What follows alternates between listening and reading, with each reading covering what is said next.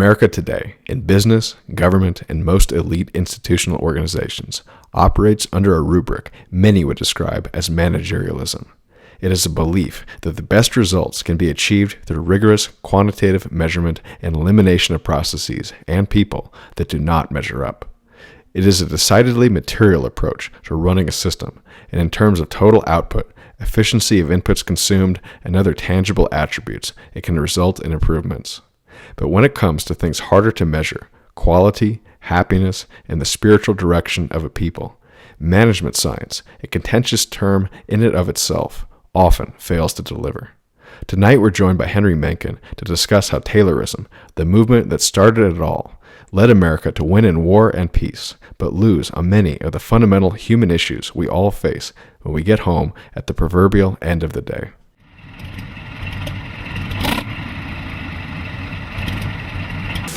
Well, I'm not a crook. I've earned everything I've got.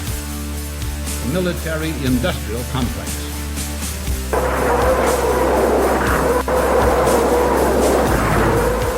A new world order. But we are here to destroy the control over the industry of other people.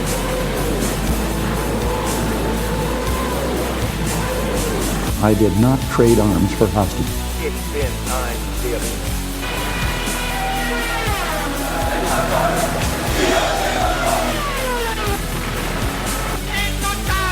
Напомни разгром гнусных захватчиков. Myth20c podcast. Hello. Welcome to the Myth20c podcast. I'm Hans Launder. Today I'm joined by the entire crew. We have Adam Smith. Hey. We have Hank Oslo. What's up, dudes? And we have Nick Mason. Hello. We are joined by one of our favorite returning guests, Mencken. Hey, what's up, guys? And today we are bringing you a somewhat esoteric topic to many of you, I would think, but it's an important one.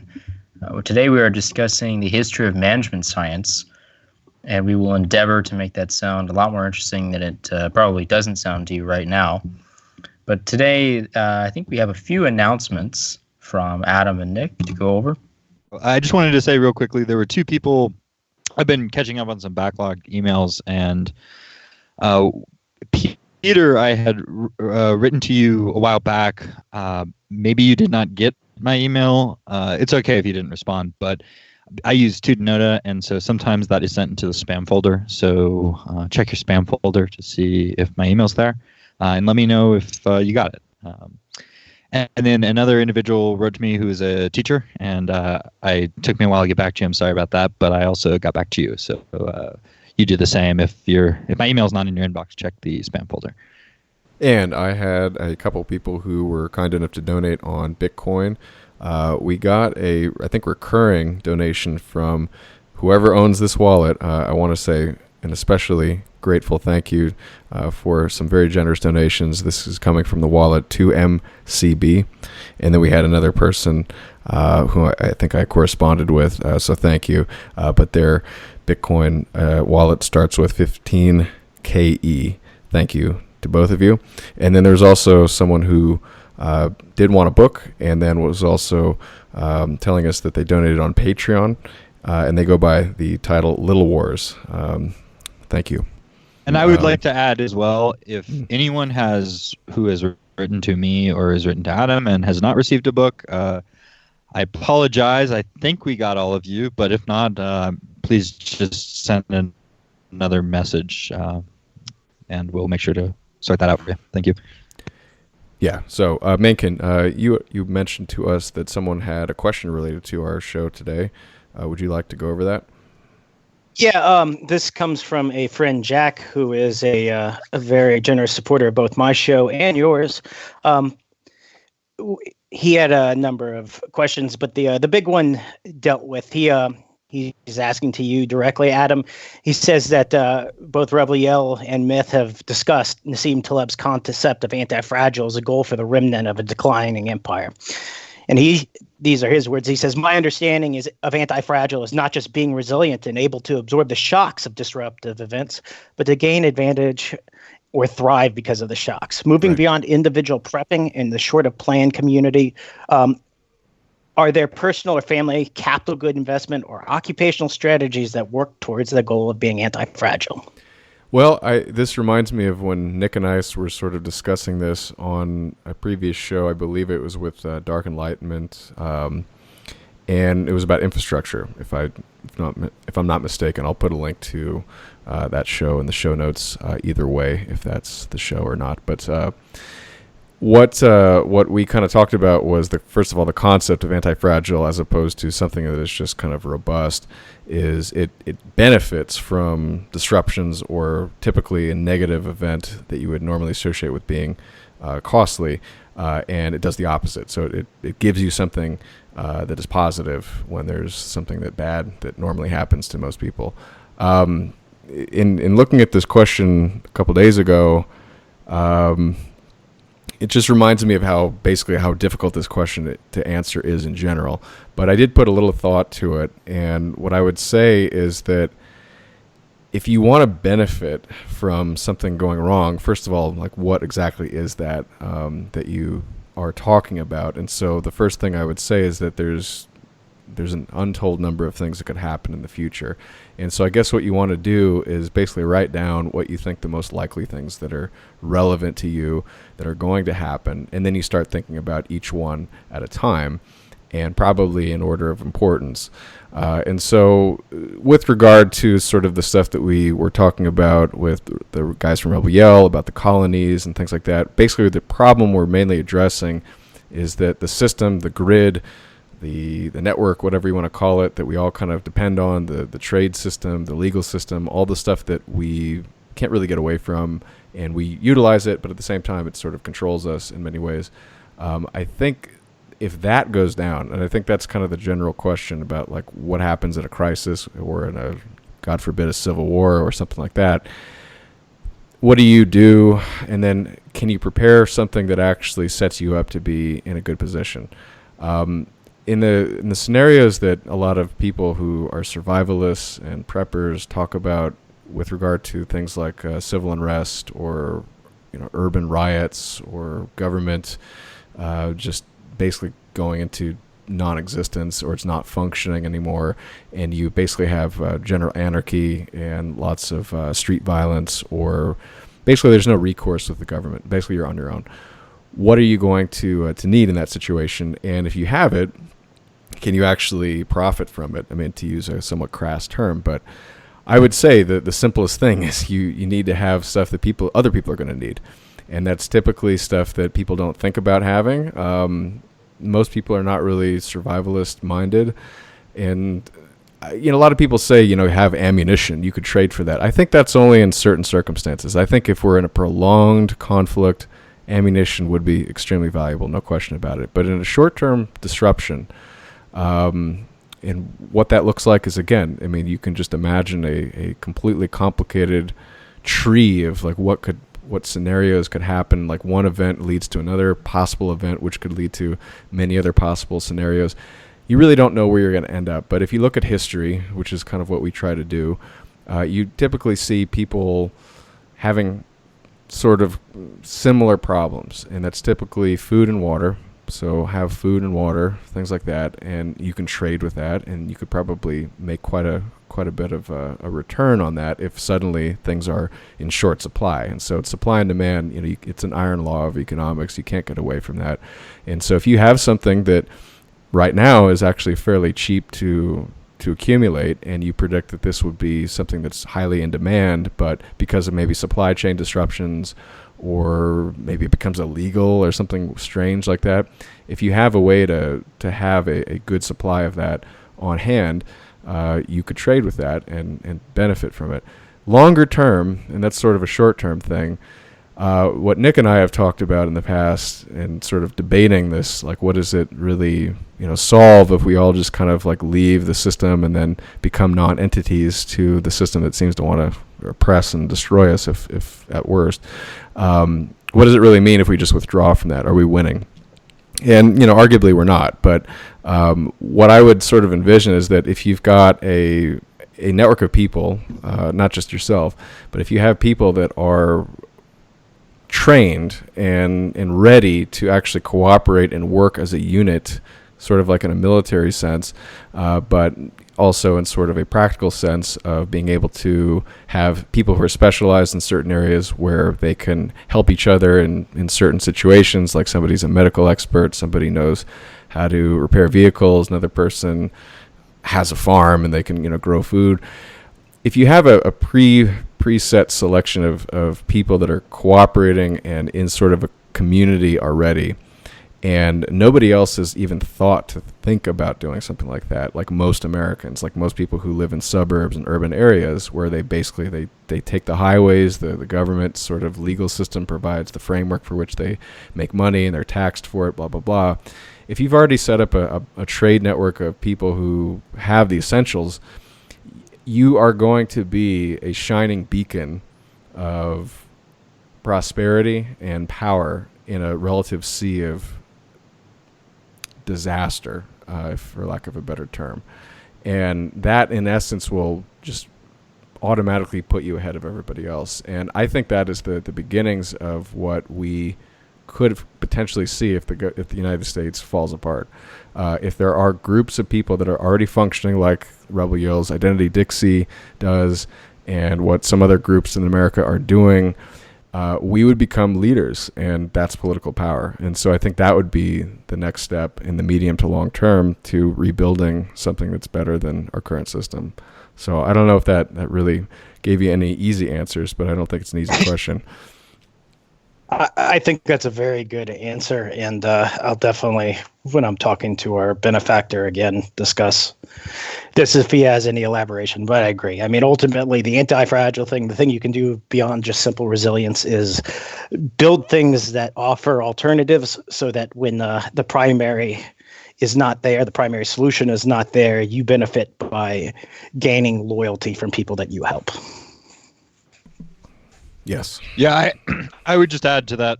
I think that possible scenarios of American futures, the way that you're going to deal with just generic red state proles is not going to be by propagandizing to them or reasoning with them. It's going to be in that very real capacity of what you can deliver to secure their loyalty or cooperation. I agree. So do we want to get to the topic at hand here? Yes. Yeah, what is, Hans, why don't you bring us in? What is the topic at hand? The topic at hand today is primarily a discussion of a book that Mencken recommended called The Management Myth.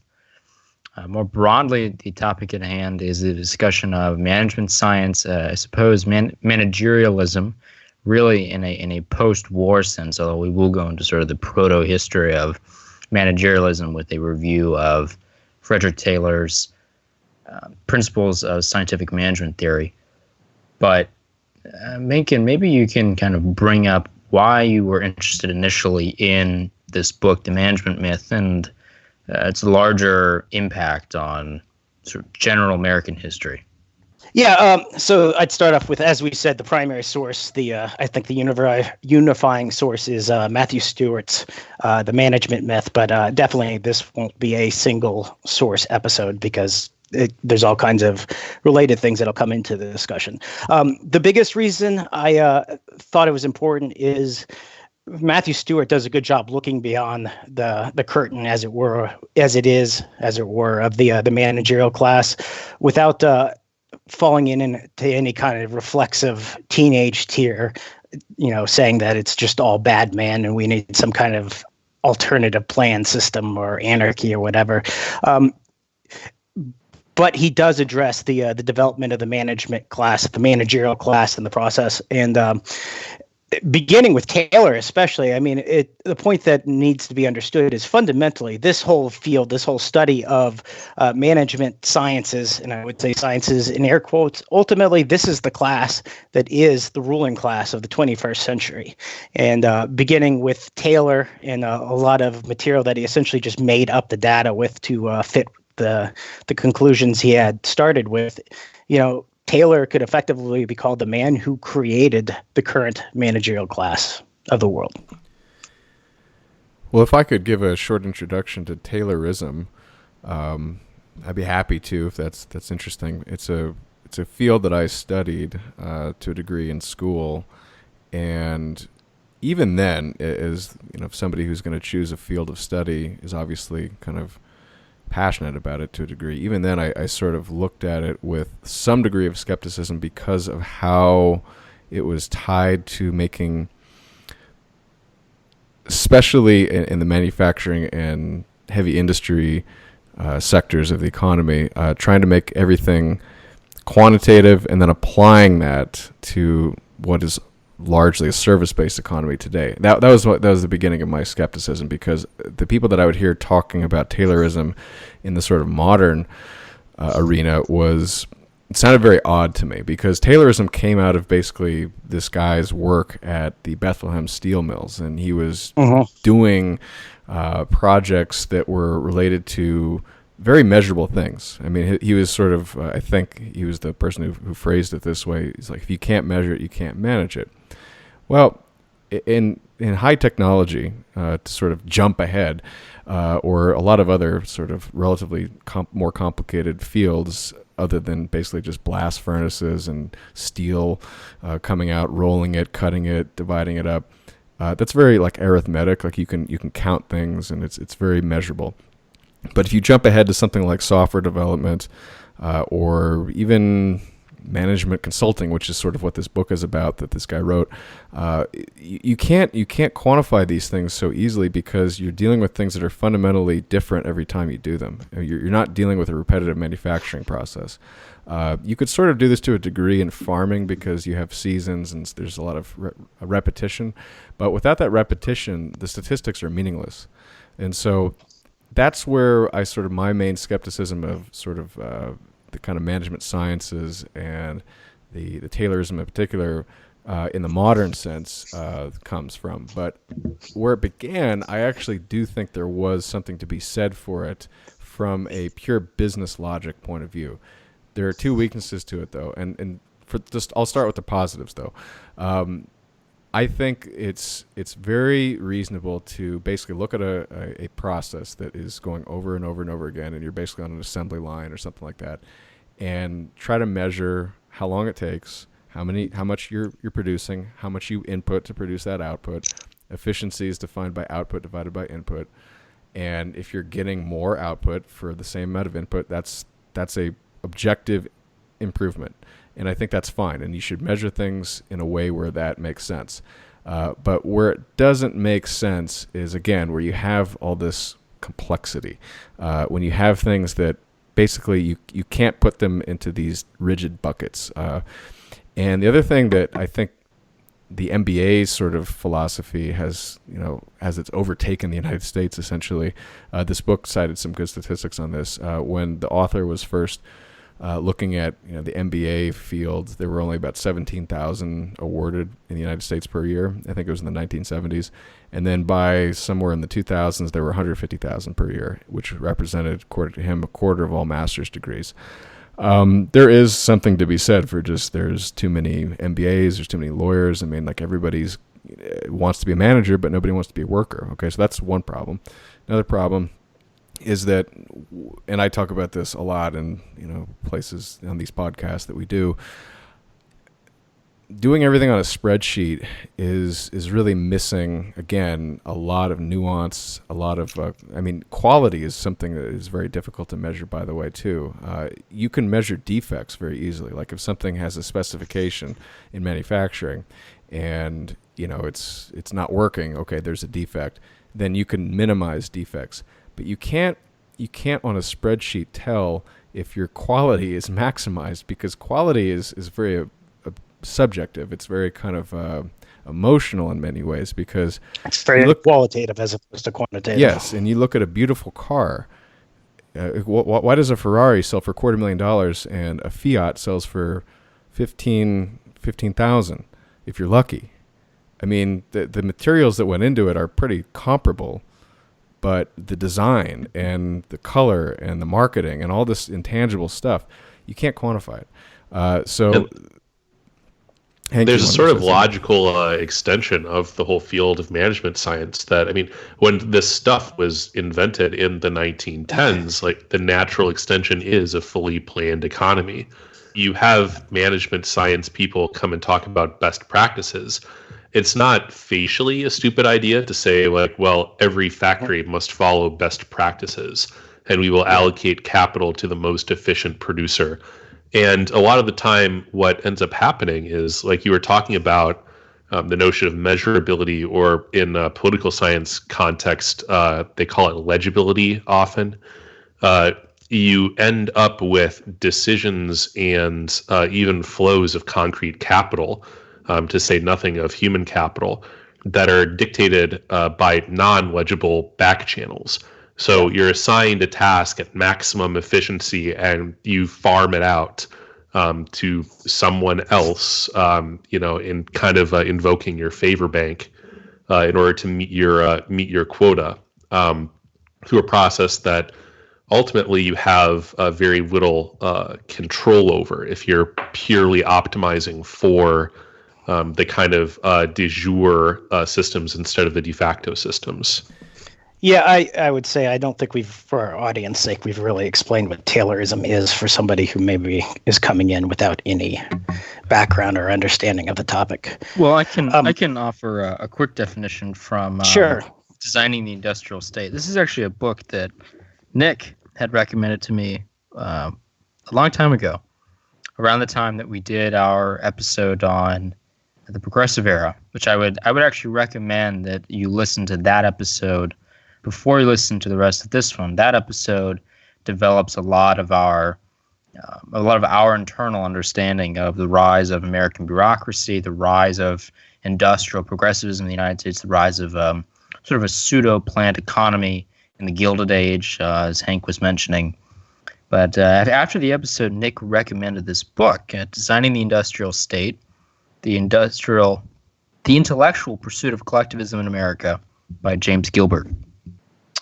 And it's a hard to find book, hard to purchase book. I managed to get a copy.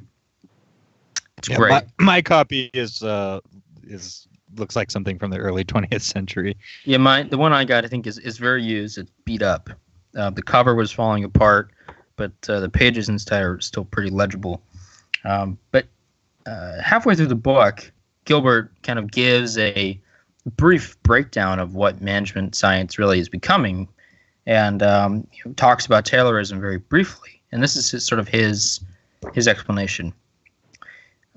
A more sophisticated and widely hailed management plan for achieving a new industrial democracy was the efficiency movement.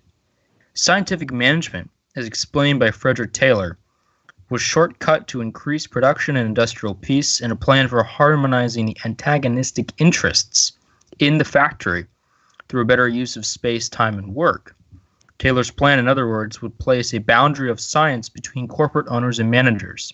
The special terms of this separation would benefit the managers and prevent the inefficient exploitation of factory labor. Although it was most famous for its time and motion studies, an anti-labor tool disguised as scientific objectivity, the idea of scientific management often received the sanction of high reform circles, who saw it, theoretically at least, as a benefit to the workers. Louis Brandeis, who did much to popularize Taylor's theories, expressed the highest hopes of many Taylorites before the United States Commission on Industrial Relations. To Brandeis, Taylorism was simply the transfer of scientific and sociological methodologies from an abstract academic setting to the practical problems of factory management. As in science, methods of organization, classification, and experimentation could be applied to create rationalized work conditions. It presents, in respect to existing industrial discontent, the same sort of solution that the opening up of immense Western lands presented to the problems of civilization 50 years ago. It was not any solution at all for the ultimate problem, but it gave a way out. And it seems to me that this is just what scientific management does here. Brandeis denied that scientific management was sought to promote an industrial speed-up, as some unionists claimed. Instead, he argued, it was a way for the worker to assume a role in the management of business. This claim was the most surprising to me. Yeah, for those who are listening and aren't sure, anyways, the efficiency movement was late 1880s, 1890s. And it was exactly what it sounds like. Increased efficiency in manufacturing. Taylor was by training a mechanical engineer, and he indirectly created the field of industrial engineering, where he's the guy who initiated the process of taking stopwatches and people recording what workers did on a workplace, measuring how long it took to perform tasks and how many resources were used to perform a task. And then standardizing. He was known, especially here, his crew of consultants were known for standardizing down to the most minute detail how every job had to be done and benchmarks for what constituted success or not, so that they could improve things. Part of what needs to be understood is. 1 second. Part of what needs to be understood, though, is he also basically invented all the data that went into this in the earliest stage. So it's not just that. Obviously, benchmarking and measuring things is important, but in many ways, Taylorism was built upon whatever fictitious data he needed to create in order to justify his outcomes. And I cut you, sir. Would you say it's a fair simplification to say that Taylorism is the application of scientism to the production process? Yeah, very much so, right? And this is one of the points that are brought up by organizational theorists who deal with later attempts to basically handle these problems of complexity.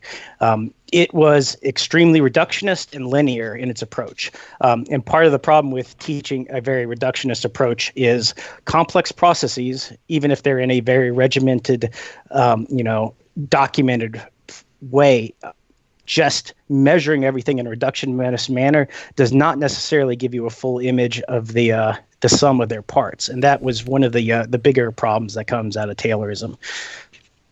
Well, in our progressive era episode, I want to kind of bring the viewers back to this subject just a little bit. Prior to the Industrial Revolution, and management or managerialism was not really a potent force within the United States. There were managers. I guess there were sort of business hierarchies or state hierarchies, but it was not a clearly defined role, and it was sort of an assumptionary role that you would have to just perform. There was no direct training for that specific purpose. There was... not to interject, but in many cases, many of these organizations, there wasn't the firm distinction between owners and management that we later saw, where in many cases when you first started to see managers before managerialism came along, it tended to be somebody in the extended family of the owners, even if it was a publicly traded corporation who was the managers. Correct, because the corporate or business sector of the United States and the Western world is very diffused at that point. It had a large decentralization component. There was really no ability for a lot of centralization to even function properly. The first attempt at it was, or large-scale attempt was the East India Company, which had some impact on later sort of economic and management sciences, but not nearly as much as what we see well into the Industrial Revolution, especially in the late 19th century United States. By the time the early 1880s rolls around, we discussed this. You see the beginnings of the American Economic Association, and you see the beginnings of the Gilded Age. And at the time, as Hank was mentioning, you kind of start to see what is the beginnings of a planned economy. But instead of a Soviet-style planned economy, there was essentially a collection of, I think, what we would call now oligarchs, although at the time they were referred to as industrialists or just simply as the business owners. Most of these are household names to this day in the United States, and these men would often find ways to reward the best ideas with capital investment. The capital investment was actually not very diffused at the time, despite most of the American business community remaining very diffused. And so the best ideas are the ideas that attracted the most attention towards these people that they felt were worthwhile to their interests, typically got funding. Along with the establishment of institutions like the Wharton School in 1881, which was technically created to produce businessmen and statesmen alike, and it didn't differentiate them in its early training and its early education. Yeah, again, I'm stepping on you, but the original impetus for creating higher education schools for businessmen was made to copy the efforts to create schools for foreign service officers. Interesting. That brings up my question, which was, what was the relationship?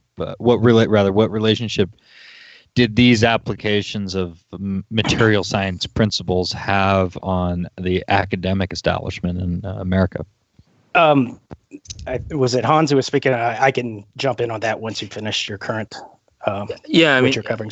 As we mentioned, the American Economic Association was definitely the first aspect of that, Nick, where basically this scientism had already begun to infect many proto-managerialist educational institutions. A lot of the early research into economics as a science was basically funded by American industrialists. And it was developed mostly as a way to create a national economic policy. Whatever you can say about these people, in hindsight, that they actually had a coherent policy. They had a coherent strategy for what American industrial output would be and how to manage it, not just at a business level, but on a societal level, at a cultural level, at an immigration level, at a demographic level. All of it, in their mind, could be managed, should be managed for a better outcome for them and perhaps for the people below them as well. Nowadays, this new era of managerialism, especially in the post-war era, the educational institutions and the academic elite become very infused with training up people to become managerialists, but it's not part of any sort of really managed, coherent strategy. It seems to be much more cordial and much less formal than it used to be. Well, it's just the nature of the economy. Well, you're also covering or glossing over some of the most interesting stuff that occurred prior to the Second World War. So to begin with, Harvard Business School was created in, 1910 or whatever? Taylor eventually becomes a faculty member in 1913, 2 years before his death. An interesting story about Harvard Business School is they had an endowment from an alumnus, somebody who had passed away, left a huge amount of money to Harvard Business School, to Harvard University, with the mandate that it could only be used to create a new school of, or new higher education, a new graduate level school of sciences. At that point, Harvard University got the great idea to say, well, you know what? Business is now a science. And they essentially convinced Taylor to join their faculty in order to turn it into an academic field. Though, as you said, Wharton School had begun earlier, though it was essentially a dual purpose, a statesman, something like a Master's of Public Administration program in addition to being a business school. But Harvard essentially became the first, all business school in the country in that process. There was a great amount of support between Taylorists, the managerial schools like Harvard and Wharton, and efforts to plan the economy both in the United States and abroad. Vladimir Lenin said explicitly that Taylorism was, he said, as part of the necessary process of centrally planning or centralizing and collectivizing the economy of the Soviet Union. So there were management consultants, people who were Taylorist graduates of the earliest business schools, as well as some of the faculty of business schools who were involved with the collectivization efforts of the Soviet Union. So just as Hans' point was, this is not, even though they were often in the service of private corporations, to think that they somehow had a private or a commercialist bent as opposed to a state bent. It's like that was the opposite. What they really saw was centralization and efficiency versus the status quo, which was inefficient. You did see a trickle back, though, because around about this same time in the kind of immediate post or pre-World War II era, you began to see these managerial principles be applied for the first time to higher education itself. So you had the emergence of things like standardized testing for admissions, the notion of a grade point average being the most salient. Not necessarily, they sort of justified themselves in egalitarian and progressive terms, not in a way to students is our product, or like education is our product. Yeah. But it became very easy then to layer that on when the zeitgeist shifted towards this sort of productionist model of education. Yeah, and again, I would make the point that it maybe in the popular American consciousness post World War II is when it became, present. But understand that it had begun in the United States in higher education and the government sector much earlier than that. I mean, the earliest standardized tests began, right around World War II in the United States. That's when the first attempts at intelligence testing had begun, and the attempts at classifying people, the human resource approach based upon their competency and backgrounds. With a greater emphasis towards standardizing what was meant by a university or a college, or even secondary education in the United States, because people forget that up until the turn of the 20th century, things like colleges and university were not always synonyms, and even the definition of what is a college or a high school or a university wasn't always standardized. So it began earlier there, even if it didn't reach or didn't enter the consciousness at that.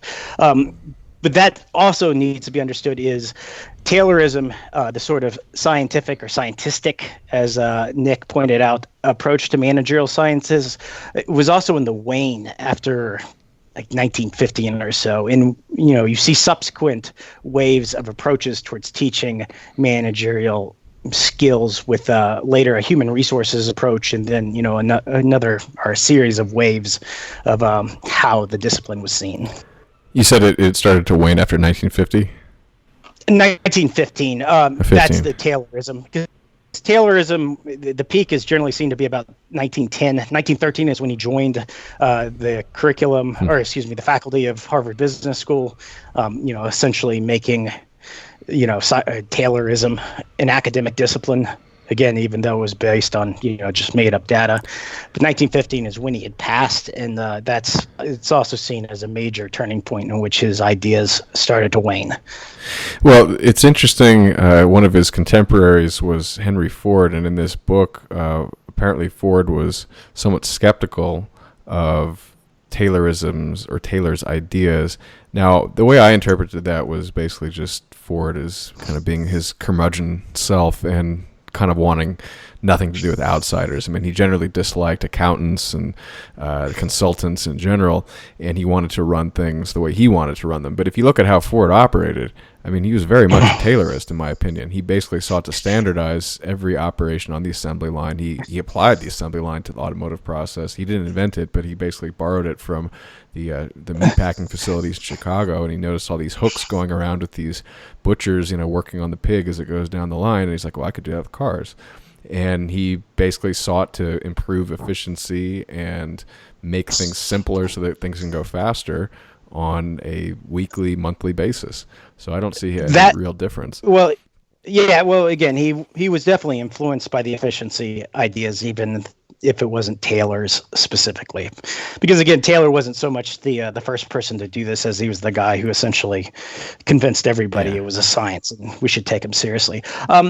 One of the points that's brought up when you start doing the historiography of how management sciences are taught is that Taylorism was one sense predicated on the idea that efficiency was the most important aspect, as in this should basically be the sole focus for managers within, a factory level environment. Well, one of the things that's missed out of... Go ahead. Well, I would say one of the problems is that's not necessarily the same thing as the most profitable or the most effective at accomplishing your job. Because if you're looking at efficiency above all else, that doesn't mean you're necessarily turning the profit or filling a key. Well, what's one of my big critiques of the American business culture is that it is obsessed with the bottom line, and that's not wrong in a capitalist system. But the problem is I think it's very short-term oriented, and this is a very old critique of the way Wall Street motivates managers, is that they basically give them these massive payouts for increasing the stock price, and the guy just basically bolts. And you saw this with a lot of the, in particular in the 80s when a lot of these corporate raiders were buying up all these companies, loading them up with debt, slashing divisions, costs, everything basically to pay off the debt, and then they'd they eliminate their debt, which they didn't actually contribute to on their own capital. They basically borrowed it all to begin with. So they offload their liabilities onto the company. They slash the cost to the bone, lay off all these divisions and people. And then they gut all the R&D and the future investment that the company needs to grow in the future. So it's very short term. And then they flip the company once they've sort of grown the sort of profits in the short term, but then the long term viability of the company is very poor. Mitt Romney did this with a lot of the companies that he worked on at Bain Capital. And if you look at the companies that the guys in the 80s bought, I mean, none of them are like known as like major corporations anymore. A lot of these books too that come out about like how to make a company great, very few of them actually sustain that. So it's kind of it's very difficult to call this stuff a science. I mean, it's very much an art. Well, it's not a science, and that's one of the things Matthew Stewart makes. Is first off, it's not based upon consistent, reproducible evidence. It's not a science. Now, saying it isn't a science doesn't mean that business shouldn't be taught in schools to some degree. That there shouldn't be schools of higher education that teach that. It's a complex system. It's not a repeatable system. Yeah. But I was saying by calling it a science when it's demonstrably not, in many ways that it's wrapping it in the cloak of legitimacy and sacredness that prevents people from making those kind of critiques. As you said, that issue that Wall Street especially, right? A lot of the incentives for publicly traded corporations encourages the management of those businesses to have a very short time horizon view of an organization. Whereas, again, for the largest organizations, you want people who can think strategically, meaning 5 years out at minimum. Whereas generally that doesn't happen to any degree in a company where, quarterly earnings statements drives who gets promoted and who gets fired. You want to hear something funny? I always cite the Japanese as kind of the antithesis of the American Wall Street culture. And even for me, this was like, I had to laugh out loud. There was a video that somebody showed me of this company that was trying to be some kind of tech company in Japan. And the guy said, and Nick might like this, they were trying to create a 1,000-year company.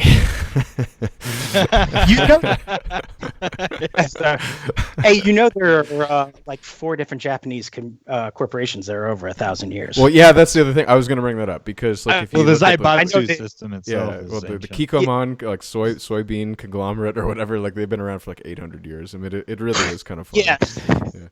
Yeah, so I mean, obviously, the 1,000-year comparison, we know what it's joking about. But yeah, being the wet blanket here, I mean, they literally have, multiple corporations that are older than that. They've got one that's at least 1,200 plus years old.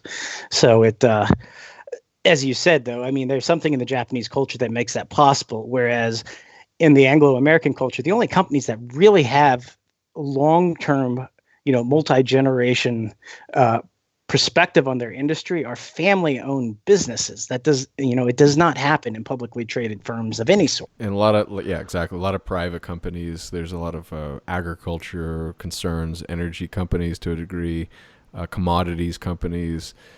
I mean, I don't know, like what's the oldest public company in the United States? General Electric? I mean, I'm trying to think. It's like, I don't know. I have a question along these lines. So it is an interesting an ironic thing that cloaking this discipline or practice in the terminology of science in some ways immunizes it to empirical validation on its own. I mean, was this something that Taylor had set out to do to legitimize the practice, or is this a consequence of it? Well, he was a salesman. He was trying to sell his consulting business, so he wanted to make it as credible as he could.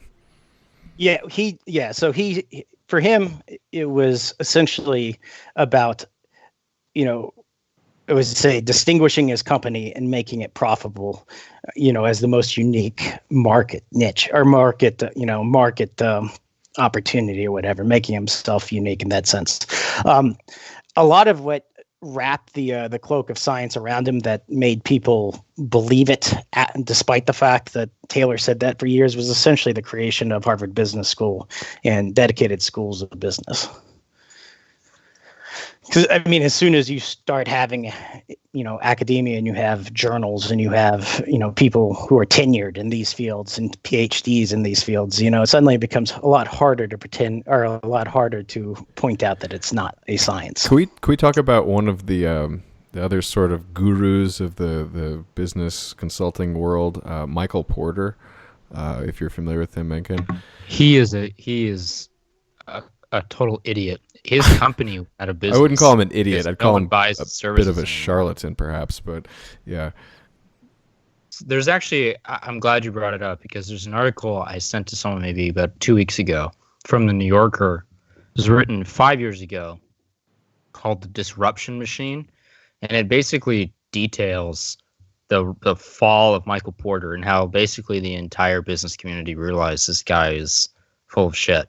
And he really only, if you go to business school, which I had the unfortunate pleasure of spending a good deal of time in, he's still taught as if he is the bread and butter of modern corporations. But when you realize that no one cares what he has to say anymore, yeah, his own consulting company went out of business because no one cared what he had to say anymore and felt his ideas were, if not outdated, totally wrong. Yeah, I would say that is a common trend in business schools, right? That they base things on outdated information. There are, one could argue most schools do it that way. Yeah, except in the cases of business schools, it's, again, we're talking about the ruling class of the 21st century being told things are demonstrably wrong that they go out and implement in the field. One of my favorite things is we had modules on finance, essentially how do you play the stock market? Because again, a lot of people, essentially you get an MBA in order to go be a Wall Street trader. Never mind the fact that we're talking about a degree that's supposed to teach you how to manage people. It has nothing to do with trading. It's not necessarily a trader, but an investment banker, which is basically glorified sales. Exactly, right? So it's those kind of things. But, you would always look at these strategies that are theoretically scientific and, designed to win. And I remember asking professors, so does anybody do it this way? And his response to one of them was, yeah, I did it this way. Then I lost all my money. So I'm here now teaching. A rare moment of candor. Yeah, and my other one, it's anything that gets down to organizational psychology or leadership theory. There's a lot of, believe it or not, just Freudian psychology in those. Never mind that, Freud's psychoanalytic school has essentially been debunked as, completely lacking in any hard evidence. But, again, the ruling class.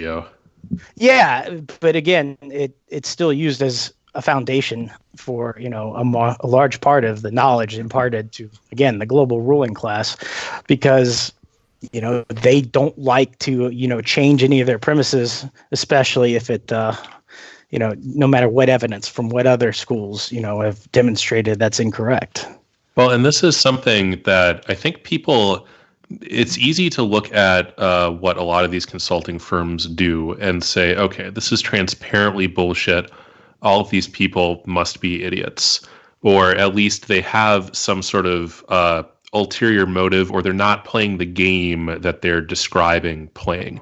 And I think that's really exactly it. Like, when you have a really large company, like really large in terms of revenue or employees, you end up with all of these little fiefdoms where you've got maybe I don't know how many vice presidents Walmart has, but I'm sure it's like well over a dozen. And then you've got the regional guys and so on and so on. And they all have their own kind of pet metrics, and they all have their own things that they're prioritizing. They're all trying to make themselves look good.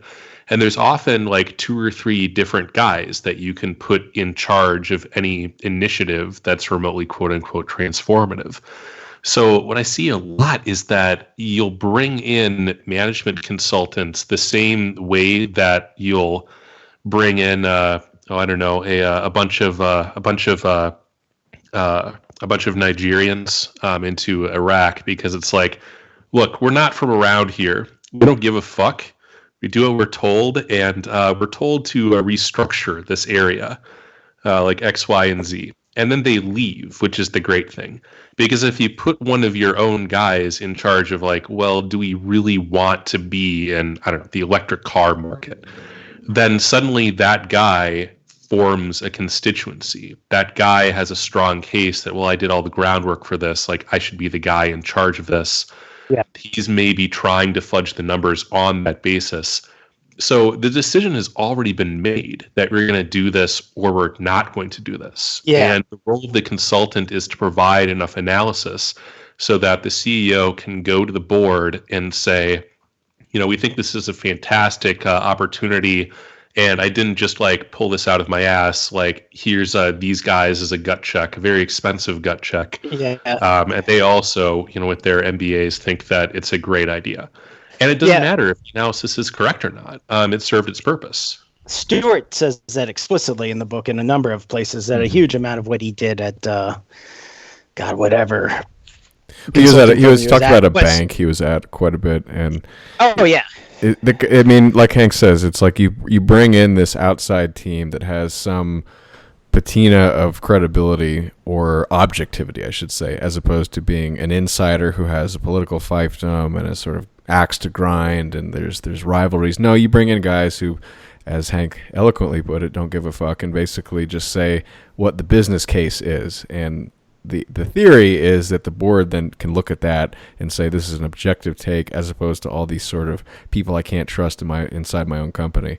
And this is sort of the beginning of like where people who don't like consultants would start to critique it. It's like, why would you give all this sort of time and money to these guys that basically don't have any skin in the game in the company? They don't care about the long-term viability. They're basically just trying to sell their consulting services to you and try to look smart in the process. So who the hell does he know? Some kid, out of business school. He doesn't know this industry. I've worked here for 30 years, for God's sake. So this is like the counter argument to it.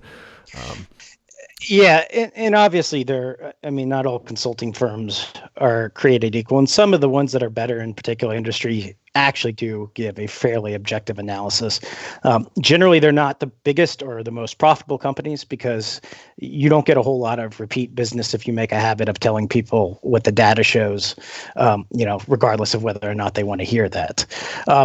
So very often Stewart said explicitly, a lot of the things they did dealt with there would be a new administrative regime within a corporation, a new CEO who wanted to change the strategic focus of the business, and consultants were brought in basically to convince the employees or middle management to do things the way the boss wanted to do it, because now they had all the evidence in the world that saying that he was right all along. One of the things that stands out that I thought in Stewart's book that was really funny is he talks about the Pareto principle and customers who produce the bulk of your revenues.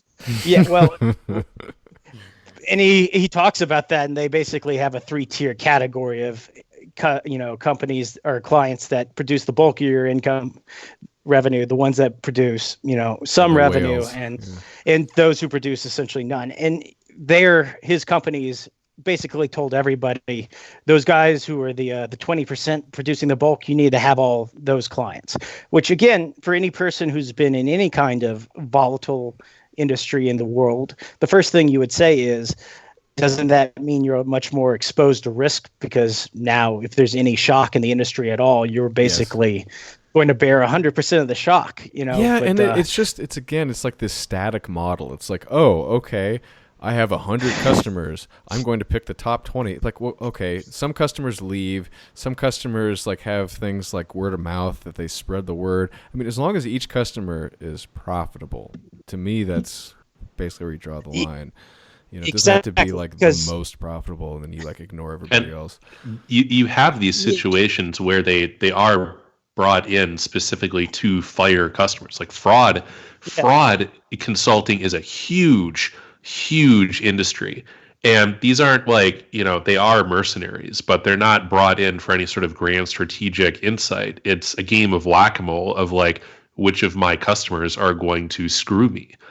And that's, if you can get rid of those guys, honestly, you don't need to worry about optimizing and like gutting the middle 60% of your business, or however you slice it. That's why you have your, your white glove service to split those out. Yeah, and like I said, by focusing on the 20% or whatever, who are the bulk of your customers, it like I said, it's the opposite of what somebody like Taleb would say. It's also like the opposite of, basic, your grandfather who had been in business 30 years, wisdom would say is don't put all your eggs in one basket. Don't expose yourself to all the risk on these things. And the customer is always right. It's like this old adage, like you don't insult customers. It's like some guy's giving you $4 million and you're like, sorry, my consultant said you have to give me $4 million and one. You're no longer persona. That's the Heckler and Koch model right there. Yeah,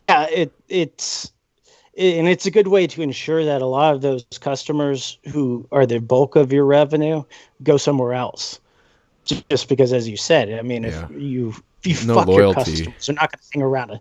Exactly, and not to mention the old issue of long-term planning, long-term vision, long-term understanding, as you said. Some companies, will be, huge, profitable centers. Maybe even the bulk of your profits one year, but not the next. Some fields are extremely volatile. Anything that consumes fuel, petroleum products, is extremely volatile because it depends on so many other industries and how they need fuel. So it's, as you said, it's a very static way of looking at industries that are incredibly dynamic and multi. I think there are like a few exceptions to this rule. Like the one that comes to mind again, it's like Ferrari. It's like they're notorious for like we only make 400 a year of this car, and you have to wait 2 years to get one. And if you can't, sorry, you're not rich enough, basically. And they do that intentionally because it creates an exclusivity and a sort of a desire for a very rare product that would otherwise basically just be another rolling box down the road if they basically tried to sell to every possible person that wanted a Ferrari. And they command premium pricing. But there really are very few businesses that have the luxury of doing that. I mean, this is a very exceptional company that they have this brand that is just, it's very an emotional appeal. Most things that people buy, yes, today we live in a very silly civilization where most of our basic needs are met, obviously. But people buy things because they think they need them. They're not buying them to make a huge statement. You buy a shirt because yes, you want to look decent, I guess, but you're not like craving, a lot of things that you buy. And so it's a commodity at that point, and you're basically you're making decisions on price, and there's just much higher volume in that case, and you can't disrespect your customers. People remember that shit, especially in a service-based industry. Like you go to a restaurant, I mean, you can't kick people out the door because they don't look rich enough. I mean, that just doesn't work. Yeah. So. It's like, oh, you'll have water, will you? Get the fuck out. Because they're not coming back, and God knows how many of those people may come back or have been consistent, business. Yeah, and they'll tell people, the guy who runs this place is a jerk. So your business It's dies. like that. It's like that scene in LA Story where Steve Martin has to make reservations at the restaurant like weeks in advance, and so he goes there, and then they go through all his like tax returns, and then they're like, well, if you're granted a reservation, what might you order? He's like, I might have the duck. You cannot have the duck. Nice. Yeah. Well, anyways, that's what you're also fluffing the client when you talk about some of these particular strategies, because I mean, you do have examples of industries where you make all of your money at the bottom end, like anything that caters to the poor, really. Things like payday loans, in a large part, the grocery market. I mean, a lot of these things are kind of exploitive, but it's huge chunks of the American economy. And you flatter your clients by talking about how, I have a new visionary industry for you to get invested in, or have a really cool company for you to buy, or you guys are all fancy guys. You should really only sell your services to other fancy guys. You get very little brownie points for saying, look, we ran the numbers and we're pretty sure the shit is going to hit the fan in like 5 years. So you might want to build some concrete bollards in front of your bank and just kind of sit on this cash, maybe get a shotgun. Like nobody pays for that kind of a story. And ultimately you are selling a narrative. This brings me a question. Which specific industries or production processes was the Taylorist principles first applied to? Heavy manufacturing. Yeah. Well, it begins with the Bethlehem Steel. So he was primarily concerned with the transfer and shipping of steel in the beginning. So pig iron, but like I said, not the production of pig iron, but the transfer of pig iron from one point to another. Yeah, he studies this guy. I forgot his name, but it was like a Schmidt, I think, some German guy. And yeah.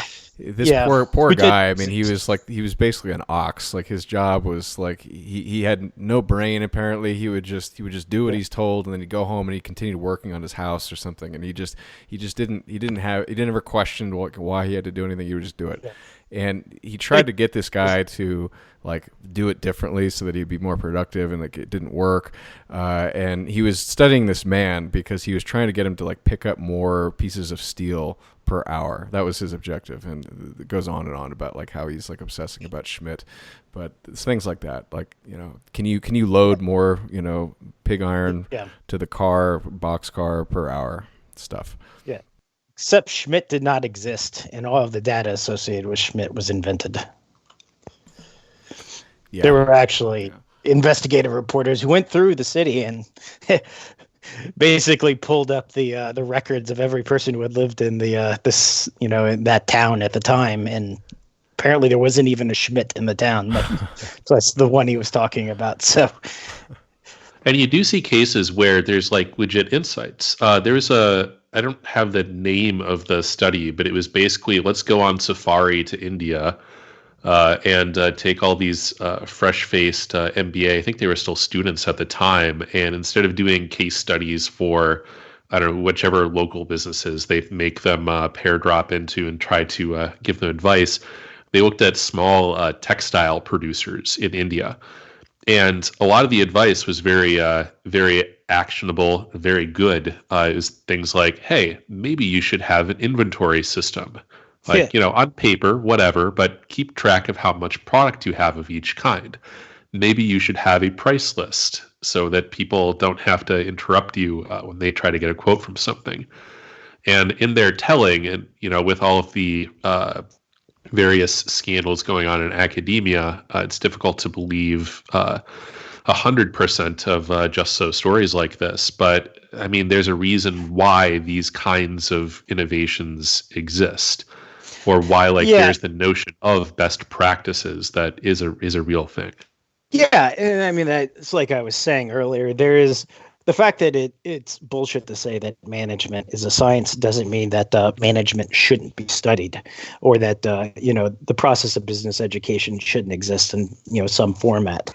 The kind of process you were talking about, the kind of projects that most MBA programs nowadays have an overseas module you have to complete, and you'll do, you know, consulting projects for clients in whatever country you go to. I was in Greece when we did ours, and it kind of amounts to us giving advice to businesses in a country we've never been. So it can potentially be good advice, but a lot of it's, you know, useless. But how did you find the reception there, if you don't mind my asking, from the clients? Well, in this case, because it was done in partnership with the Dutch embassy in Athens, Greece, so they had previously cultivated the clients who were more than happy to get business advice for free. One of the things that is actually lost is the United States and the other Anglo countries are about the only places in the world that have things like MBAs. Understand that Germany, Japan, most of the other industrialized world does not have, or have very few MBA type programs. And in most industries, most manufacturing, it's primarily engineers who fill their managerial roles. Yeah. So, you know, the guys of Greece, because these are guys who previously came to the association, you know, seeking the help, and the fact that, you know, we were business students in a country that doesn't really do that at all. Yeah. They were receptive. Some of the advice Greece in particular has had so many problems over the past 10 years in their economy. It seems like they would be open to a relatively strong economy-based consultant coming in and recommending things. But if you go to a country like the two that you just mentioned, and these are the two countries that were cited the most often in the 80s about being, you know, alternate models to the American business model, as you just said, a lot of their leadership is engineering based. The car company Daimler-Benz, used to be Daimler Chrysler until Fiat bought it after the financial crisis. I don't know if he's still the CEO, but it was Dieter Schwetz or something like that. It was this German engineer, and it was kind of a failed marketing campaign in America. But when Daimler bought Chrysler, they tried to put like this really kind of avuncular, goofy-looking guy with like the glasses and the big walrus mustache on these advertisements, talking about German engineering and American innovation together at last. And it was really kind of a lead balloon for a lot of people in America, because they're like, what is this weird kind of guy, staring at me on this billboard for?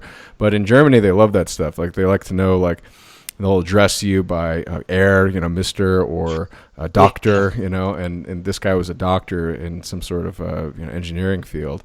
And that's the typical sort of management. Like, Jack Welch was the sort of exception in America. He had a chemical engineering degree, and he was the CEO of General Electric. But most of these guys, like, they don't have the engineering background. And if I can take one more example where this sort of became very apparent, Ford Motor Company was the only American auto manufacturer not to take a government bailout after the financial crisis, and they were led by the guy from Boeing, who is an engineer, who turned Boeing around, or actually led one of their major divisions to consistent success in kind of large commercial aircraft manufacturing. He went to Ford, and he did a lot of good things at Ford, and his sort of background was in direct contrast to his successor, Mark Fields, who only lasted a couple of years.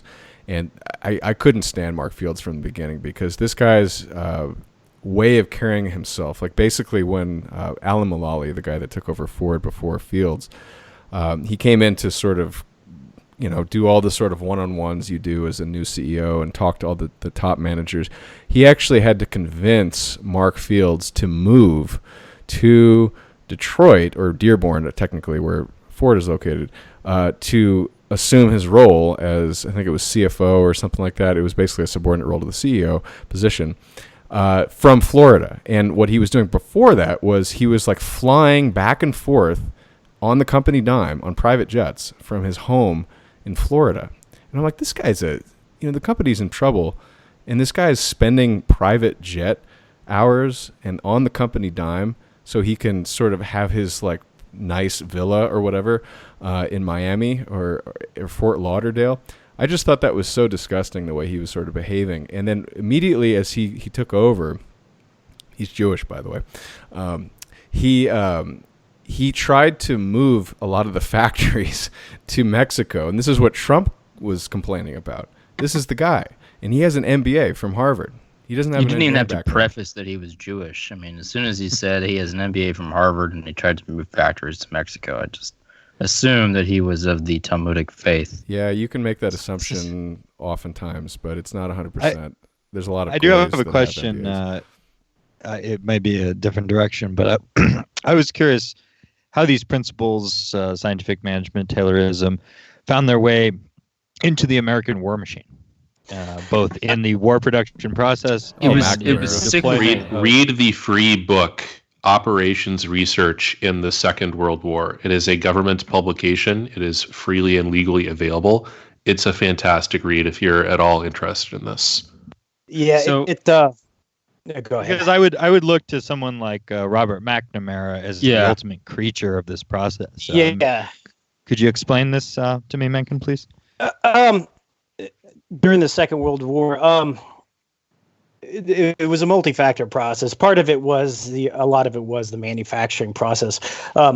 American industry, the ability to basically overnight turn into a large-scale, effective production machine for war materials, basically gave him a lot of carte blanche. In terms of the military itself, where you see the beginnings of scientific management and Taylorism, a lot of it with people like McNamara began with the U.S. Army Air Force and how strategic bombing was calculated. Because a lot of the problem during that time is you had no effective reconnaissance on the ground. So after you bombed a target, there was no real way to measure the effects of weapons. So a lot of it was based upon estimation, based upon data, which again may not have been accurate data, in order to tell commanders whether or not what they were doing was effective or not. And the big area was the attempted establishment of the convoy system, where they basically ignored the recommendations that everybody was screaming at them for multiple years, and almost had a severe calorie problem as a result in the UK. Yeah, the convoy system was interesting because it, for those who don't know, I mean, basically to prevent against being picked off by submarines, you would have a group of merchant ships, cargo ships, would leave together with some kind of armed escort, and a lot of times armed personnel on the merchant cruise ship, cargo ships from point A to point B. And again, it was just like any other convoy. You just had enough ships together, you would send out that as a convoy. The problem is, what it did is it was incredibly inefficient, which most people don't care if you're not getting food otherwise. But it meant that a couple times a month you would have a major glut of supplies that came in, and a huge difficulty getting those ships offloaded into warehouses and into wherever they're going afterwards. And the rest of the period you would have few, if any, ships. But as you said, because there was a lot of attempt to keep ships going in individually in order to maintain our efficiency or maximize efficiency. But unfortunately, a lot of those ships also were destroyed in the process. They were hunted down by U-boats. Yeah, that's the perfect example of an application where this sort of thing actually works, because it's an open empirical question about, do I want one big hard target that has a lot of variance in it, or do I want a lot of little, maybe higher risk but lower variance targets? Like that answer is completely unclear until you run the numbers. I agree. To what extent did the adoption of these principles in the actual conduct of war and dropping ordnance, etc., distort the political position of the managerial academics and the arms manufacturers? Well, I could jump in here. I mean, yeah, go ahead. Okay, so this is why America won. I mean, as Mencken points out correctly, it was the manufacturing ability of America combined with the sort of Soviets, who were modeling a lot of their stuff after the American system, that defeated Germany. It was basically this sort of bespoke, obsessive engineering, but completely losing track of time and not producing enough, that Germany basically couldn't keep up with the oversupply of poor quality products, but nonetheless, the quality didn't make up for the lack of quantity on their end. And it was just the sheer number of goods that the American efficiency modeling produced that crushed the opposition. And Albert Speer, who was in charge of the armaments ministry in Germany during the most critical periods of the war for them, basically admitted this through his actions and somewhat through his speech. And he ran up against a lot of opposition, because the people like Goebbels, who were much more ideological, would basically say, German quality is going to win at the end, even though we can't produce the quantity. It just didn't work out. You have to look at the numbers in the final analysis. Especially since I was going to say eventually they couldn't even produce the quality once their supply systems were disrupted. People forget that for much of the war, Germany effectively operated without a secure source of petroleum. That's really hard to run an industrialized economy and a mechanized army on without regular petroleum. I cut you off, sir. This is basically the beginning of volume manufacturing, is what it's called. You can trace the roots of American volume manufacturing to Eli Whitney in the cotton gin, but it is a thoroughly American idea, and it's been part of the American business community up until World War II. It had been ingrained into American industrial processes for at least 120 years. The United States was effectively built throughout the 19th century, and especially in the later half of the 19th century and early 20th century, on the back of what became volume manufacturing, and then were sort of codified after the rise of mechanization, especially mechanized vehicles, into what we typically call the American system of manufacturing. The core piece of American manufacturing has always been the idea of interchangeable parts. Mm-hmm. That was initially a musket design principle, and it was typically used early on in the U.S. military as well as in the South for various agricultural processes. But then it took call off. It standardization in general. Yeah, you can call it standardization, and then it took off. It became a huge component of the Northern war machine inside the U.S. Civil War, and it became a huge part of what we can kind of call the manufacturing golden age and the industrial golden age of both the Great Lakes regions and New England in the post-Civil War era, particularly in the Gilded Age into 1880s to 1930s. This huge efflorescence of not only management ideas to wrap around a lot of the manufacturing processes, but all new kinds of engineering sciences were being developed. Research and development expenditures were huge. Lots of factory management systems were developed. Lots of training programs were codified and were simplified across the United States. No other country was able to do this on a massive scale as the United States was. The UK was doing it to an extent. The Germans had it to an extent. The French somewhat. But no one had the volume of people that could actually do that. There were, tens of millions, if not 100 million people in the United States in some way or another at one point in this golden era involved in manufacturing. It was a massive part of the American experience. Yeah, and one of the things, too, that factors in there, as well as the Second World War, the Allies essentially blew up a large part of the industrial capacity of the world. Germany, the bulk of Germany's industry was actually in the East. A lot of it was dismantled wholesale and sent back to the Soviet Union. Much of Germany had just been bombed the shit out of them. Entire factory districts were destroyed. They particularly targeted the ball bearing factories for some logical reasoning, because basically if you don't have bearings you can't really make vehicles. A lot of it is high-end precision equipment, like components of weapon spindles, or a lot of aviation requires ball bearings. So if you can take out those ball bearings, what can happen is other factories can potentially machine alternatives, but hand machining alternatives is basically the opposite of mass production. So it's an incredibly inefficient and slow process. Yeah, and machining a ball, a perfect sphere, or a relatively perfect sphere, is, you can imagine how difficult that is. Not fun. Yeah, it's a lot easier to cut a square than a sphere with your hands. So you do need specialized machinery or something like that. And when we talk about interchangeable parts, it's not like nobody ever had this idea before. It's just that if you actually try to do it, you end up needing such an incredible amount of capital, because the amount of precision that's required to make sure that, if you have a run of 100,000 parts, that, you have one or two that you discard, that's an insanely tight distribution, which means you now need things like you have to calibrate all your tools. Your designs need to not require excessive precision as things wear. They need to wear evenly. And all of this just boils down the pipeline until you need an incredible amount of human capital to figure out how this in practice works. Yeah, and I'll remind everybody that it wasn't until the 19th century that systems of measurement were effectively standardized. So you can't have precision measurement if you can't agree on what an inch is.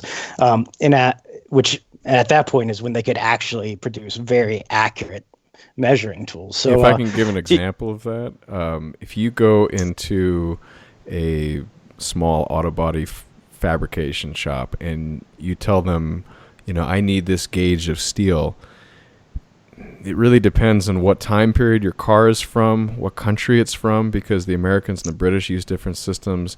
So there's all these, basically, there's arbitrary numbers assigned to basically physical distances in the terms of like thickness of a gauge of steel.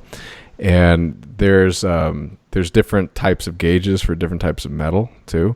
And so what Napoleon did, basically, he basically implemented the metric system, and through him across Europe, what he did was basically he defined a standard of measurement that allowed the reconciliation of all these different systems into one. And it's, again, centralization and efficiency drive system that allows situations like this to not be an issue, which waste a lot of time. So you go into this place, you're like, what gauge are you using? Okay, well, how many millimeters is that? Well, I don't know. Let me go look. So it gets rid of all that. And that amount of waste that goes into having everybody do their own little thing, it adds up. And so this is why, the efficiency argument wins when you're doing something like a war, which basically requires everything to be going in one direction, as opposed to peacetime when you're kind of innovating and things like that. Say the point that you have manufacturing, production, and logistics that are not co-located at the same place as the consumer is the point that you need precision. The caliber of bullet needs to be consistent. And like I said, up until the 19th century, that had not been completely standardized, which is why into the 20th century, the English customary standard of measurement that the United States had, there was minute differences in what a mile was in Australia, in the United States, and Great Britain. And those kind of mistakes, those kind of differences make, things like logistics, supply, very difficult to perform. Yeah, and by the 60s, operations research really becomes its own field. I know Hank mentioned it was predominantly created by the U.S. military in the Second World War, but by the 60s, just have this massive investment into sort of a post-American manufacturing system ideal, where now there's all these analytical methods to bring some of these ideas to banks, into electric utilities, into retail. And so service management and service operations begin to grow as sort of their own subfields of study and work. And this is sort of when we talk about the rise of managerialism and the rise of managerial sciences and technocracy, this is really what we're referring to, is that suddenly similar credential principles are available, not just in one field, but across all fields. And they're sort of expected as part of the broader economic management of the country.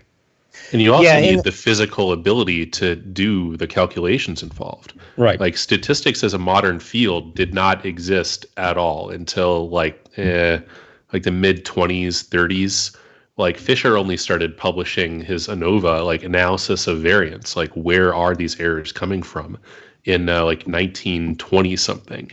And then even if you can theoretically do it, if you're talking about production on a vast scale, you're talking about a lot of different data points, which means that suddenly you need a computer in order to actually do all this stuff. Yeah, statistical calculations are very they're not complicated necessarily, but they're tedious, and you have to add up literally like tables of numbers. And so they used to call the women who did that computers, literally, because it was just this repetitive, tedious job of 1 + 4 + 7 +, and you would have to do that for every little thing. Now we've got like basically supercomputers sitting on our laps, and we can just have the computer do it for us, and it's so much faster. But back then, you literally had to have the resources to have a team to calculate all this stuff.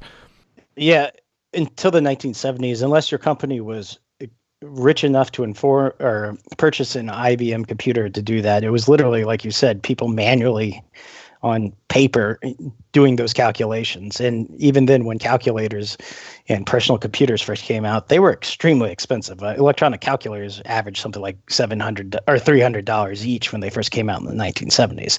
So to the point about statistics, it seems in retrospect, it's like, how hard can this be? Well, it's a lot harder when you're doing everything manually. Well, thou shalt not make a machine in the likeness of a man. But I was going to ask if I asked previously about its application to the military. I'm now curious about the state itself, because to my mind, what is technocracy if not the application of these types of principles to civil government? I think, for example, of people like Julian Huxley, et cetera, the various NGOs that pursue these avenues. Yeah, that's an interesting case, right? The military itself, and because that's part of obviously who I am professionally. A lot of it, again, comes from the post-World War II era, in the carryover of bombing analysis and similar kinds of statistics. I would say in the 60s and later, or excuse me, probably late 50s and later, you see an interest in those kind of business-related disciplines being fields that we wanted we mean the United States government wanted officers trained in. John Boyd, who is an innovator in a lot of ways, is sort of like the opposite of the Taylorist approach. When he was sent back to school to get his degree, he was sent back for industrial engineering to be the kind of person who does these kind of calculations, because as a fighter pilot, that was the kind of technical training they wanted in somebody to eventually go and make him into, somebody who can do the acquisitions and design of. Is this the OODA loop guy? Yeah, this is Boyd, who's a really interesting story. Go ahead. In the modern American bureaucracies, do you see the lineage of Taylorism and application of civil government? I would say in the military, especially, I think to a large degree, especially if you use something like Bill Lynn's Generations of Conflict, because one of Lynn's arguments is he says that fundamentally the United States military is a second generation warfare agency that pretends to be a third generation or sometimes even a fourth generation entity, with second generation basically being industrialized central planning approach. Command and control. So the United States, go ahead, sir. Oh, I'm sorry. I just said command and control as opposed to delegate and let them decide, which is third generation. Yeah, well, not just that, but it implies the kind of micromanagement that, again, Taylor implemented and similar people implemented. That said, it involves the kind of centralized planning, control freak type approach that at the same time American culture, the American military culture, does not have the ability to implement effectively. In comparing the United States Army to the Wehrmacht in World War II, Martin Van Creveld said that essentially the United States was the least effective country at central planning that decided to basically command an army by central planning, whereas the Germans were the most effective at central planning and had a military doctrine that completely eschewed central planning. So yeah, do you see those kind of Taylorist principles in the military itself? Indirectly. We generally have, especially post-World War II, a military that gives lip service towards decentralization and initiative, and over time has gradually absorbed huge amounts of the mission command philosophy of the German military, but continues to have a zero defects, zero mistake approach, so that it produces a very brittle, I would say, lockstep type organization, even when that's the least effective thing that might happen. Yeah, I mean, part of the things that people don't like about government is that there is a lack of objectivity or metrics or even concrete deliverables. I mean, if anything, it's like every so often you have a establishment GOP politician who comes in and is like, oh, we should run the government like a business. It's like, yeah, that's a cool idea, except for all of this stuff that you're trying to manage exists not to do a thing, but to serve a constituency. Yeah. So the outputs are completely, they're not things that you can optimize for. Depends. Sometimes they are, sometimes they're not. Part of the problem is, well, fundamentally in the military is at every level, all reporting, most of the data comes from the person who's a subordinate sending up the data that he's graded against. And yeah, I can tell you, I'm talking mostly about like civil governance. Yeah. Yeah, and that, I mean, it's a similar issue, I think, in many municipal type bureaucracies. But my point is ultimately, if I'm the guy who has got to submit the evidence, the data, the hard data that I'm being graded against, I can tell you from experience, my numbers are going to be amazing because I'm going to make them up, because ultimately a lot of things we always make them up. So can something hypothetically be measured? Potentially, but as Adam was saying earlier, a lot of these things come down to qualitative differences, and how do you measure something that's qualitative in a quantitative manner? And generally you can't, other than customer satisfaction surveys, which in business you may or may not be able to do depending on your action. Not to mention the problem that it's not just that things that get measured get managed. It's very easy to confuse the metrics, the things that you're paying attention to and tracking, with the things that matter, especially if you have a changing environment where suddenly the way you do business changes over time, but the standards, the procedures, which were codified decades earlier, force you to still, track things that don't matter.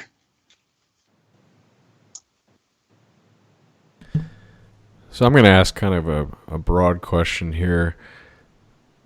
Assuming we're living in sort of a technocracy where people who have the best credentials are awarded a lot of the power, even though they don't have all the power, obviously, is this a good thing? Is this an improvement? Is this progress, as they would say in the progressive fields?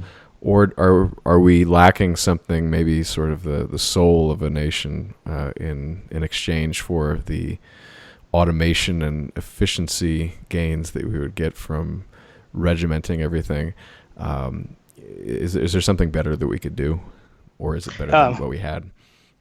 I can tackle this first. And one of the larger structural issues, not even going into sort of the emotional or spiritual elements of why this might be an issue, the larger economic structural issue with a growing managerialist system is that generally you arrive in a sort of strange conundrum where you have a very highly educated, on paper, population or workforce, but you've allocated so many of your resources and you've oriented your society in such a way that it is basically built to manage.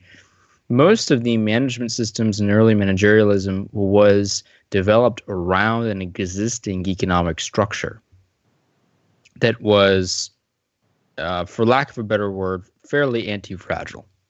It had strong foundations. Manufacturing has been a part, in one way or another, of the human experience for thousands of years. So are a lot of the agricultural phenomena in the United States. Managerialism was developed as a way to manage that. It was never intended, as I think Alfred Chandler, who wrote a great book that we should review as the next episode, on the rise of managerialism in American business. It was never intended as a self-fulfilling enterprise. It was mostly intended as a means of developing a national economic policy. The issue now is that it is essentially an industry in of itself. The management consulting industry is massive, and it, in one way or another, indirectly controls much of the day-to-day functions of the Fortune 500 companies and the U.S. government. Do these principles work? It seems like they kind of don't half the time. Does it seem like we're orienting ourselves towards an economy that is not structurally sound and does not have basic production principles? Yes. Eventually, we could arrive in a very problematic structural situation where the majority of the managerialist concerns around, the ability to actually manage corporations and to retain power will have to go uncorrected, because there will simply be nothing left to manage. They will just be managing each other. Then it comes down to a situation: what does the United States do with a surplus managerial workforce? We're already sort of arriving at that problem. What do we do with a nation of middle managers? Well, no one really knows what you do with a nation of middle managers. Yeah. Ironically enough, a lot of the other industrialized countries don't have that problem because they didn't invest in MBAs or business schools the same way we did. I more or less take, with Matthew Stewart, the management myth. I take his conclusion. I more or less agree with. One of his points is, again, it's not that he doesn't advocate for the training of managers. It says that all of what's done in academia to train, educate businessmen is fundamentally flawed because it has that veneer of scientism when it isn't. There are obviously scientific aspects of business administration, like accounting, conceivably, but in many ways, it's also an art, and maybe even an applied liberal art, arguably, and that, aspects of traditional liberal arts are very essential to training leaders just in business, the same way that it's necessary to train people in, for war to be statesmen. So I think that fundamentally what we have is a flawed paradigm that doesn't see the problems in a realistic manner, which produces an education that is always going to be deficient, and that unless they reframe what it is they're trying to teach in business school, it's always going to fall short.